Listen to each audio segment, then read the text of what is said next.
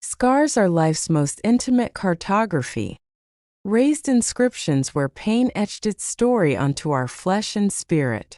At 83, I traced these silvery lines on my hands, each one a monument to battles fought in the silent trenches of womanhood. The deepest scar begins in 1956 when I was just 19, a seamstress's daughter who mistook a banker's charm for love, little knowing how that miscalculation would fracture my world and ultimately teach me to rebuild it stronger. Chapter 1. The Pharmacy Encounter, Spring 1956. The air in Johnson's pharmacy hung thick, with the scent of menthol and vanilla soda that January afternoon. I was reorganizing the patent medicine shelf when the bell jingled. There he stood, William Richards in a wool suit that defied the Midwestern humidity, his tie knotted with mathematical precision. "Something for a headache, miss?"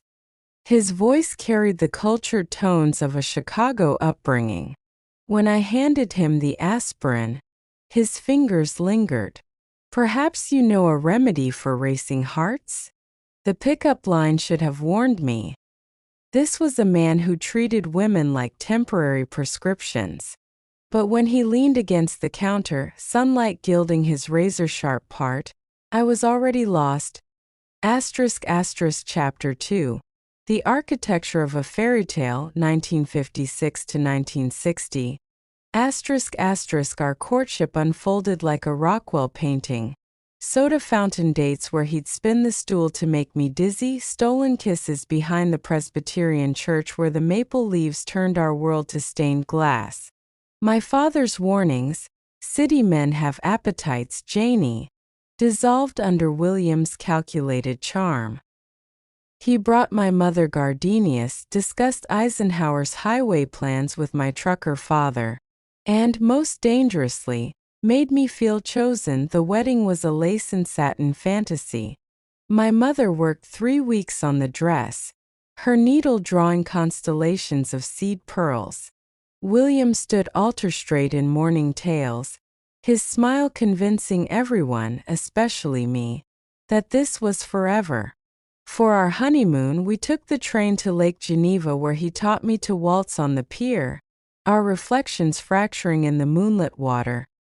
Chapter 3. The Cracks Beneath the Facade, 1961 to 1962.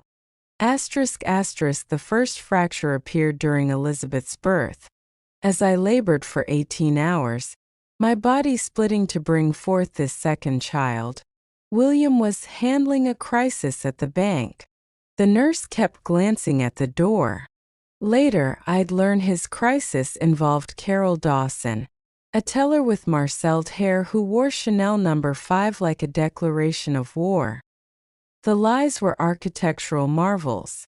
When Marianne contracted measles, he claimed to be working nights balancing ledgers. Mrs. Wilson found him at Pine Restaurant feeding Carol escargot, their ankles entwined beneath the table. Confronted, William deployed his masterstroke, gaslighting wrapped in concern. "You're exhausted, darling. All mothers imagine things." Chapter 4. The Collapse, Summer 1962. The eviction notice arrived on cream-colored bank stationery.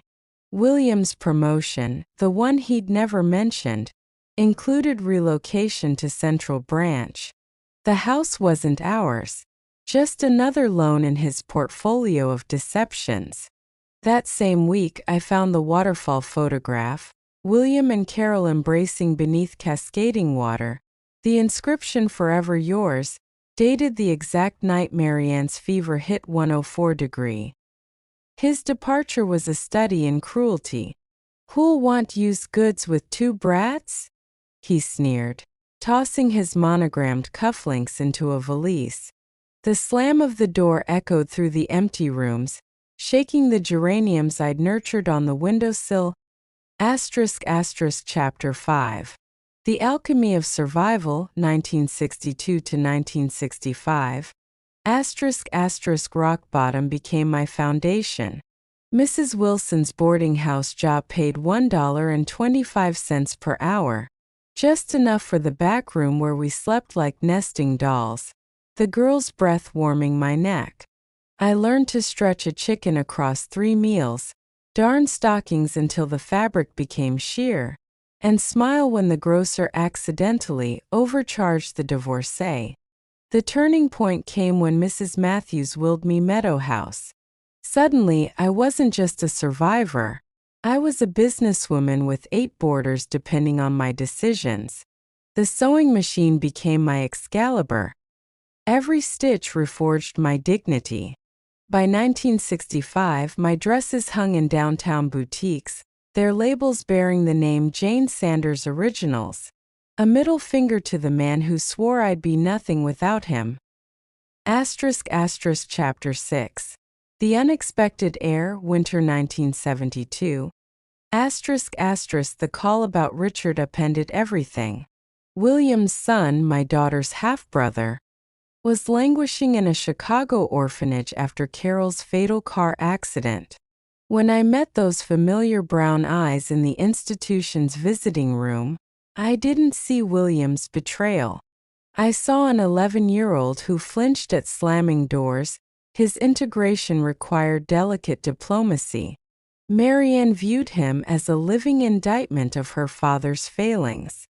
Elizabeth immediately claimed him as her personal doll. For months, Richard sleepwalked through our lives until the night he found me crying over old photos.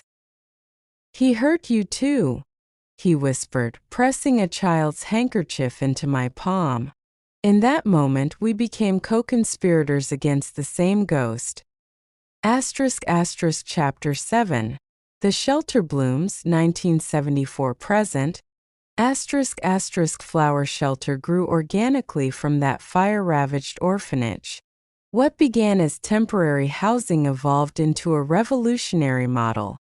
Part group home, part vocational school. The children, we never called them orphans, learned sewing in my atelier, math from Marianne, mural painting from Elizabeth. Richard, now a literature professor, still volunteers for Friday story hours. The final reckoning came when William died in prison.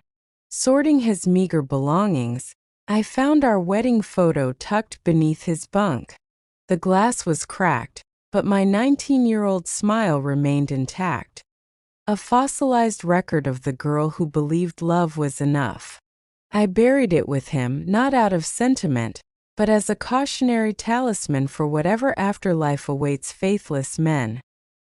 Epilogue. The algebra of scars. People ask how I transformed abandonment into abundance. The answer lies in the Japanese art of kintsugi, repairing broken pottery with gold lacquer, treating fractures as design elements. My life is a kintsugi masterpiece, the cracks of betrayal filled with the gold of hard-won wisdom, the shards of heartbreak recomposed into something more interesting than perfection. The shelter's annual reunion. I watch my children, now doctors, teachers, artists, chase their own kids across the lawn. The scars remain, but they've become conduits for empathy. Where William's love was a cage, mine became a bridge. And that, my dears, is how you turn wounds into wings.